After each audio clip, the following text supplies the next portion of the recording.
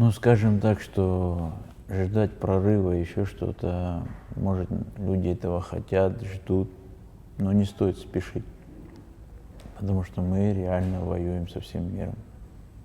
Там сегодня пошли ва-банк, там сегодня все западные ЧВК, там заключенных, отпущенных очень много. Помимо этого, там снабжение идет.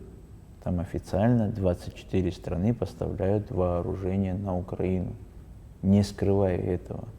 Они официально это делают. Поэтому мы для себя понимаем, что они против нас воюют. Нам наши военкоры, нам наши новостники четко показывают, кто как снабжает, что делает. Поэтому мы для себя не понимаем, когда люди бегут в сторону тех, те, которые уезжают там из России там, отдохнуть или еще что-то, в сторону тех стран, которые против нас поставляют оружие. Чуть-чуть они недопонимают происходящей ситуации. Но, слава Богу, что маховик истории сейчас закручен так, что все будет расставлено на свои места.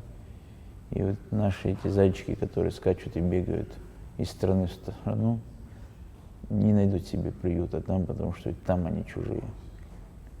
И если уничтожают русских, то с чего они взяли, что туда придя, они их воспримут не как русских? Предатели, они везде предатели.